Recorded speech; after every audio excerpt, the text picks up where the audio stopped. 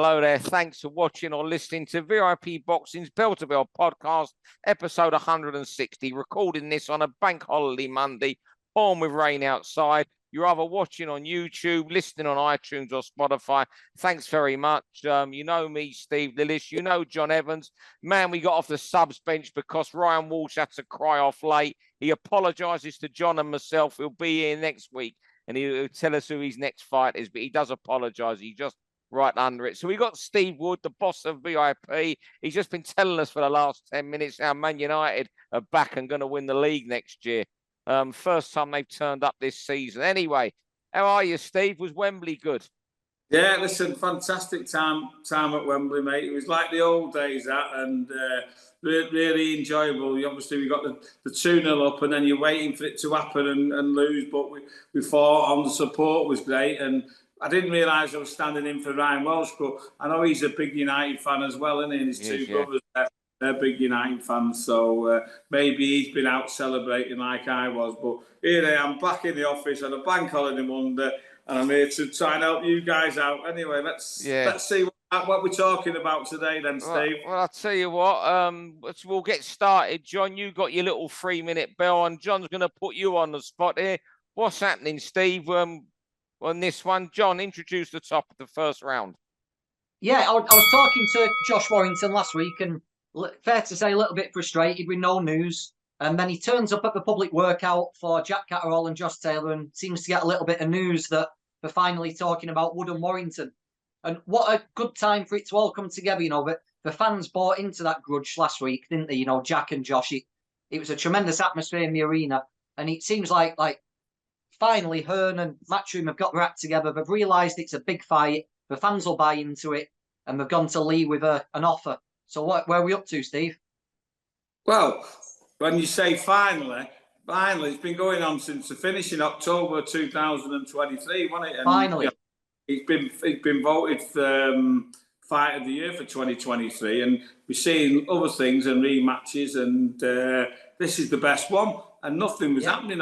We was told it's happening at Forest, then it wasn't happening, then it was going to happen here, then we've got Leeds, but Lee Wood wouldn't come to Leeds, he was going somewhere else, but Lee Wood wanted too much money, and then anyway, finally, and when we say finally, because nothing's been done as a date or anything, because apparently he's had a little niggle and he's not been in the gym, but he has accepted terms apparently now, so we're sat here just waiting for the date, but it is dragging on, and there's a lot of words being said between Josh and Lee Wood, which is a shame really, because he doesn't need that sort of build-up that seems to help sell fights, because it's a great fight, but obviously Lee Wood thinks he's not being given any respect from Josh because he knocked him out, and he's only talking about what he was doing to him before he got knocked out. And what really matters is that he was knocked out. But from our side was that, after the fight at the press conference, we kind of said it's got to be a rematch. And Eddie said, yeah, rematch. They said they'll take a rematch. And we're, 8-9 months down the line, and it's only getting talked about being nearly done. So let's just hope it's get done, because both of them are not the youngsters, are they? Josh is 33, Lee Wood's 35. So listen, don't drag it on any longer, Lee. You know what I mean? You'll be getting your pension soon. Let's get it done. Yeah, right. Not a lot more I can add really, but it's just a fight I want to see happen again.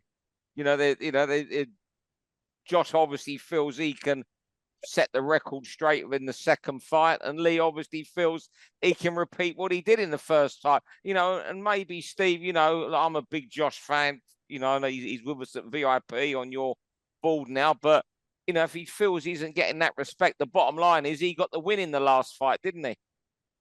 Yeah, listen, and that's why we want to put that right strong, and I think Lee should want to prove that he wasn't a fluke. And to be fair, it is at the moment the only real decent payday left for the pair of them. So that's what's frustrating. But let's get it on, because we both getting to the end of our careers now, and it needs to be done. Brilliant. Yeah.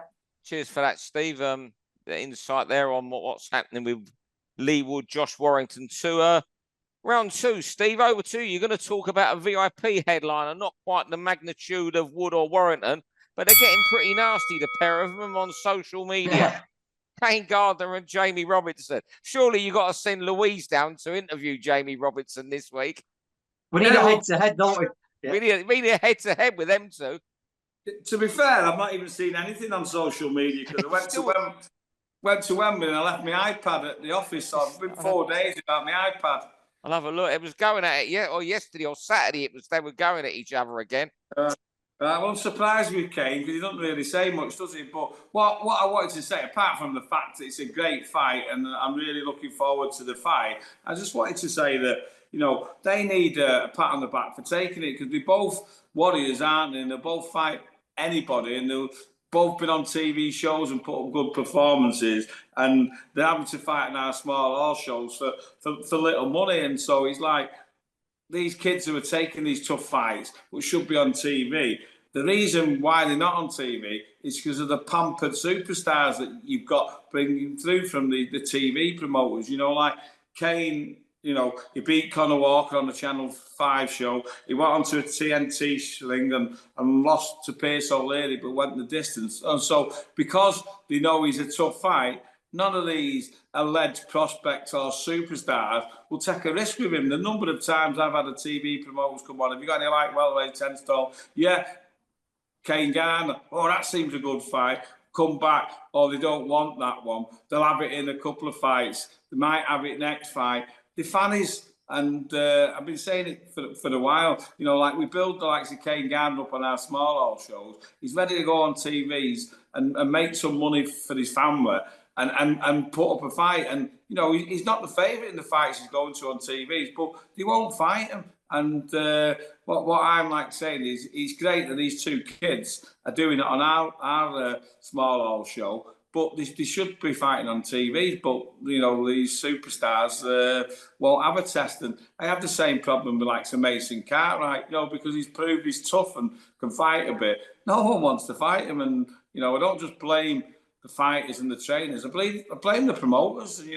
Eddie Hearn sat there saying, no, there's only proper fights on my cards. Well, come on, Eddie and the others. Have a look at your matchmakers and see what they're doing. They're bringing bums in from abroad for these quality fighters. There's no need to do it. But as I say, what I want to say is well done to the two lads for doing it on our show. John? Bingo, agree with everything on that. He timed it to perfection. He's fired up today, but no, I was just looking away there to see if they've been at it on Instagram today. But as soon as it's a bank holiday Monday, even these two are having a day of peace today. But it was getting lively again on Saturday. Kane put a montage of some knockouts on there and sent it to him. No, I was pleased. Do you know what? Kane's done well, hasn't he? He stayed in the gym. He's kept trying and kept getting turned down, but he stayed in there, hasn't he? Yeah, so pleased, really pleased for Kane. Yeah. Fingers crossed he can get through that. Yeah, I think I've offered about when I was since I've been matching for Steve, and Steve just says to me, just call Ian, his trainer. Every single fight I've offered to them, they've taken. Not even before the money yet. We'll have that. So that tells you. Anyway, round 3, looking back a bit now at Taylor Catterall, I don't see if judges, it reminded me, I mentioned it last week on the pod, this could happen. It reminded me of Lewis Hollerfield too, where Lewis was the winner. It was the right result. I had it 7-5 Lewis Hollerfield back there. I remember being there. And one of the judges there had it 1-1-7, 1-1-1. And I thought Jack won the other night by a couple of rounds. And it seems a lot of the people who think Josh won were Scottish fans. But yeah, it was a close fight. But I'm wondering if it was a case of like Lewis Hollerfield too, the judges were making sure the guy that got absolutely jobbed in the first fight won the second one. It seems every close round must have been given to Jack. And I wonder if these judges feel the pressure, leading up to these fights. Oh gosh, when I'm doing this fight, there was controversy. It must cross their mind. I mean, I'm certainly not in that school of thought where people say judges are hooky and all that. It's ridiculous, absolute ridiculous talk. But, it just seemed the other night they were making sure that Jack got it. There's no way anyone in the world can have that 9-3 the other night. Nah. John? No, it was a jolt on it, 9-3. Even, I think Jamie said, didn't he, it was way too wide. But I saw I tell you what, it was some atmosphere in there. It was tense in there, and at the final bell, you asked around, and some people did have Josh winning. Really? That's And some interesting. people had it close. See, Yeah. most people watching on TV had it the other way. All had it winning a close fight. But go on, Yeah, sorry, John. I've not watched it yet, but I believe the commentary was quite one way, weren't it? But I thought Jack won by 2 rounds, 3 rounds possibly. But I saw the official scorecards after, and one of the judges gave Jack all the first 6, and I think the other 2 gave him 5 of the first 6. Now that I don't think that was right. If that had been 4-2, which seems more likely, we would have got 115s, 113s, and no one would have said a word because it was fair. The right man won. He won a good hard fight by a couple of rounds. Instead, you get people talking about the decision, and it sort of takes away a little bit of a shine, doesn't it? Yeah. From what Jack did, because I thought he was really, really good on Saturday.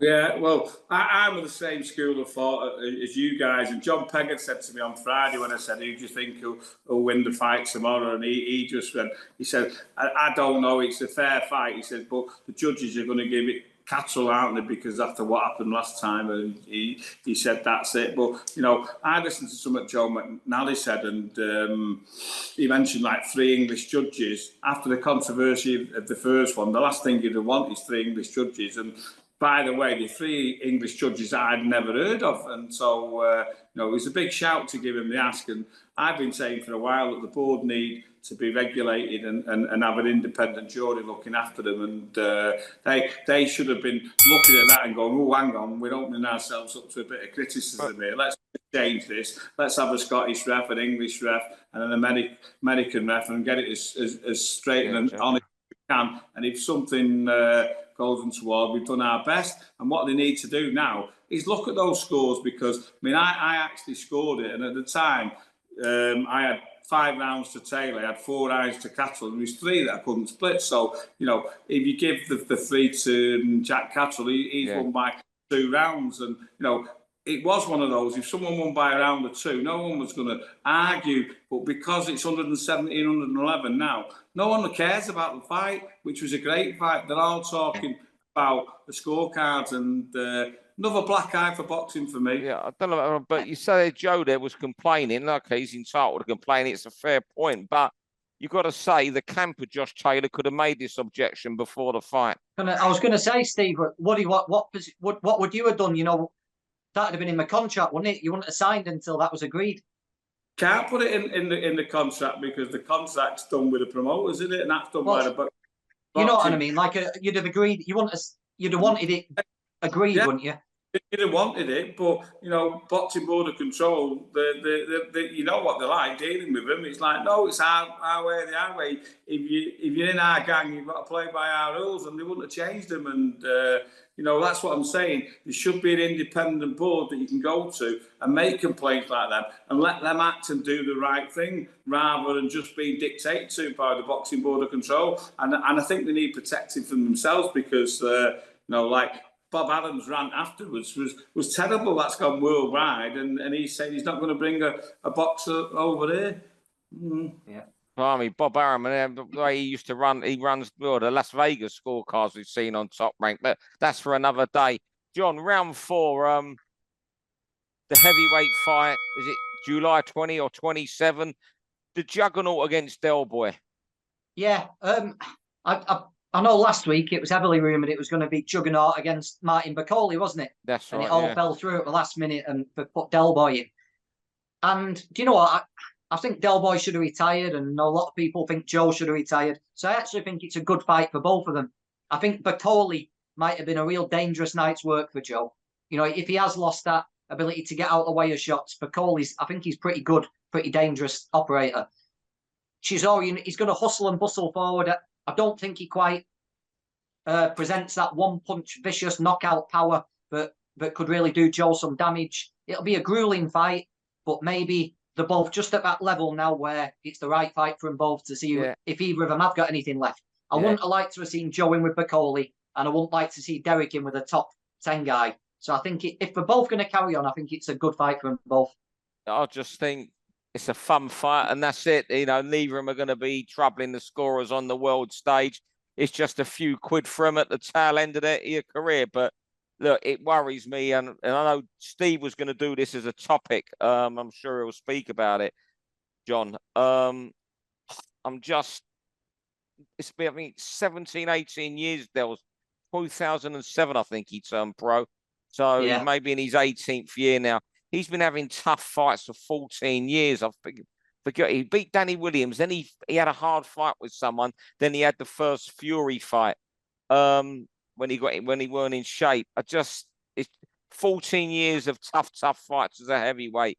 Too many punishing fights. Yeah.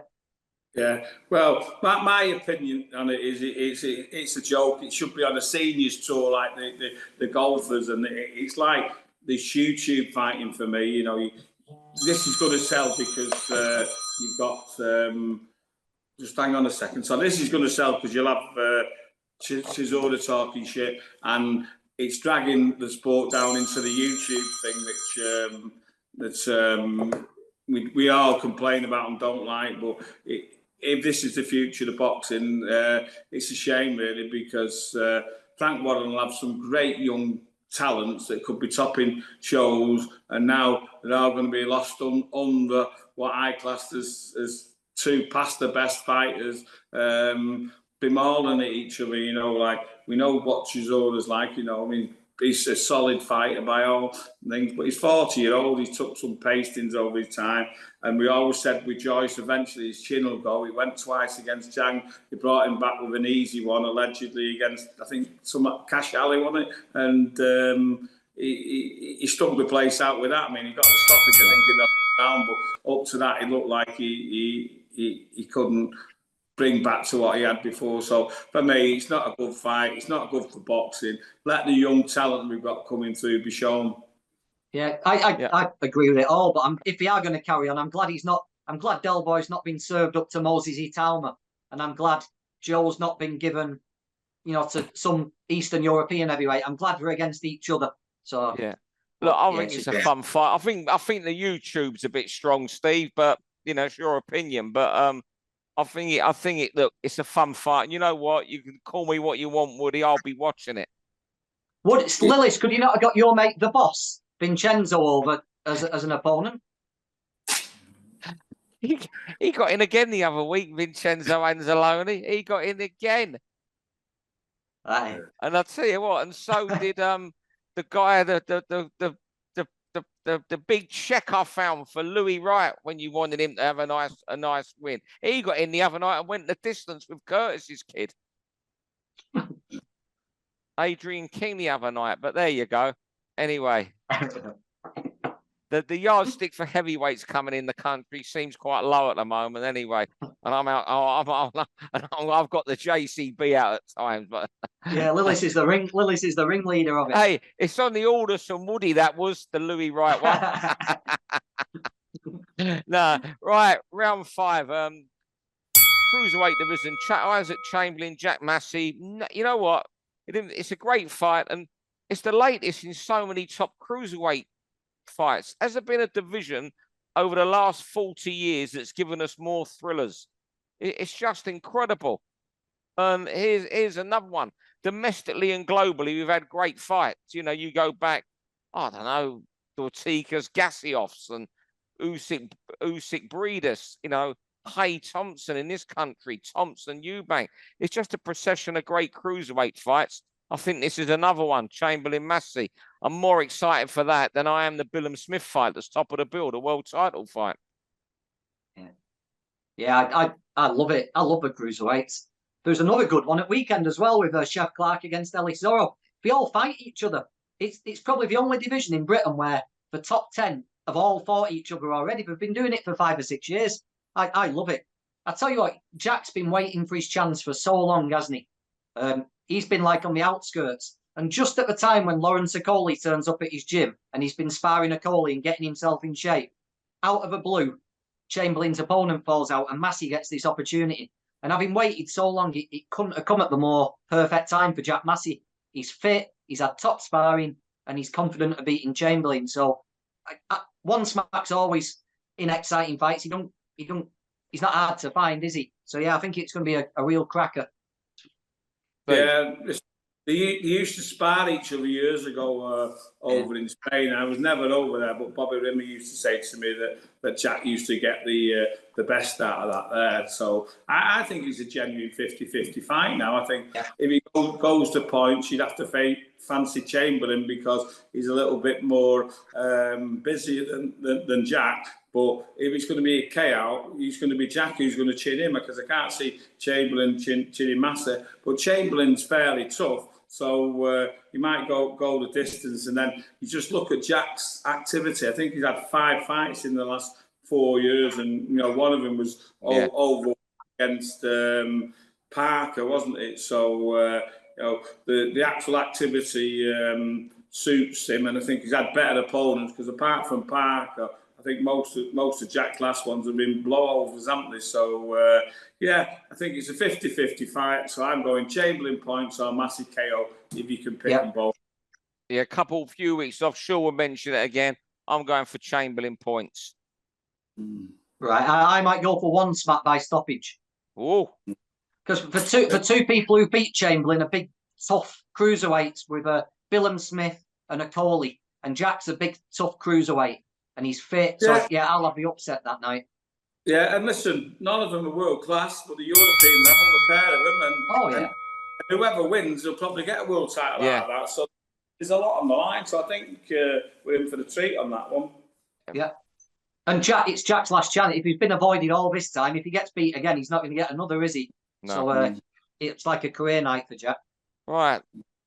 Final round 6, this Saturday's action in Saudi, the 5v5. Steve, your topic. Who's going to win the 5v5, Frank or Eddie? Right. Well, this is what I put us on here. I didn't realise we were doing some tippings on that one. Well, so you don't have to if you want to sit on the fence. You haven't sat on the fence too much today, Steve, have you? Well, I'm not sitting on the fence here. I've got my notes here, and I'm just going to put my 5 through there. And it's quite interesting, really. But going through it, Craig Richards v Willie Hutchinson. I'm going with Craig Richardson. Raymond Ford v Nick Ball. I'm going with Raymond Ford. Williams v Shiraz. I'm going with Shiraz, who's the captain, by the way, and I'm going to come on to that in a minute, because that might make some difference in the thing. Herkovic v Dubois was the one that I'm really struggled with, because I think it's a good fight. I'm going with Dubois, maybe to make it 2-2 with Warren be there. I like Herkovic, but he's 31, turned pro 2017, the same as Dubois. Dubois has lost 2, whereas he's unbeaten. But I thought he got beat by Zhang when I seen that there. And I think Dubois is now coming to the peak. He can obviously punch. He's lost a couple, but he's come back and in good company, and he had a good win last time. So I'm going with Dubois. And then the big one, Wilder v Zhang. Again, I think it's a seniors tour fight, but it's a fun one, which you've got Wilder as your captain. I don't know why Eddie's picked him as the captain, because after his last performance, he was shocking and it looked like he couldn't pull the trigger. So he could possibly go out and stop that Zhang early doors, but I'm thinking that he's lost the ability to throw his punches, and so I'm going to go Zhang. And that's a win for Warren's camp, which when I started off with a 2 for Matchroom. But we could all be wrong, and say let's listen to what you two say on yours. I think Wilder's the captain, because he'll bring great PR value. He'll bring a bit more interest in the media, not just in England. I think, Yeah, but not to say the captain gives you 2 points for the win. Oh, does it? Oh, well, I didn't know that. I haven't been studying like you. And it gives you 4 if he gets a knockout. Oh, does it? Is that what it is? Well, you know what? For the results, the only one I'll predict is 2 I'll predict with confidence. Hamza Shiraz to beat Amo Williams, Craig Richards to beat Willie Hutchinson. I think Herkovic beats Dubois. I've got a feeling Wilder's gonna have a big night. I can't, but I still think there's something left. Maybe I'm biased. I've been a big Wilder fan when everyone used to knock him. Not everyone. A lot of people used to knock him. I'd still defend him and love him. One of the most exciting heavyweights of my time because of his power. Bullfall's the one where I can't pick the winner. So I'm going to go with Matchroom to beat Queensbury. They should get enough points. 3 wins there should give me enough points anyway. Right, I'll go. I think Hutchison will do well early on, but get beat by Craig Richards. I think he might get stopped late. I think Shiraz will knock Williams out. Yeah. I think Hergovich will stop Dubois. Yeah, I do. I think Zhang's going to chin Wilder in a 3-round shootout. Either of them could go, but I think Zhang will get there first. And people are saying Ray Ford's the best featherweight in the world because he came from behind to win with 7 seconds left. But he had to come from behind with 7 seconds left against the guy who had no ACL in his knee. So I just wonder, is he going to be able to keep Nick Ball off? So I'm going to have Nick Ball on points. Yeah, Ball's got to start a lot better this time than he did the last. Yeah, he's not fighting. He's not fighting a 5'11" Mexican. I'll tell you what, it's a brilliant concept. We're gonna have to put your fighters against someone, Steve. VIP versus someone. Yeah, Steve Goodwin or something like that. North, East, South is something we need to look at. But it's great that there. You've got Matchroom. I was split in the middle, but I think we swung with Warren at the end, and he's actually completely gone with Warren there, apart from one, hasn't he? And if that Shiraz gets the KO, he said the 4 points. Do you know what? I never even thought of the promoters. Yeah, I think. To be honest, you know what's bad? If you think about it, it's Britain against the rest of the world, and any one of those British fighters getting a win, it'd be one of the British results of the year, wouldn't it?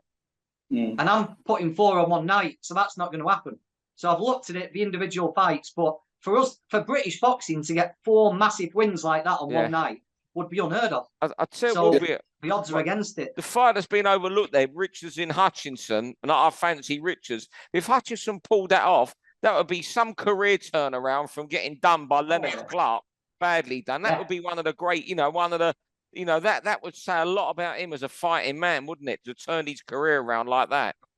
Yeah, he spoke about as being a real top prospect, Willie Hutchinson, until he had a few problems and they lost, didn't he? So, it'd be nice for him to come back and win, but I can't see it. But going on about Matchroom v Queensbury, it's a shame really that he's took Turki Al-Sheikh's dough to make this happen, and there's talk about it happening in September, which again will be with the help of the Riyadh money. But I hope now that they're working together, and as I say, I think it's a shame that it's just took the Saudi dough for it to happen, that if this Saudi dough, I wouldn't say runs out, but stops, that they can carry on and doing it and keep boxing going, because it's great. And there's not anyone I know who's a boxing fan not looking forward to Saturday night. It's fantastic, isn't it? Yeah, I can't wait. I'll tell you what, it's flown through that half hour. Woody, you come off the subs bench.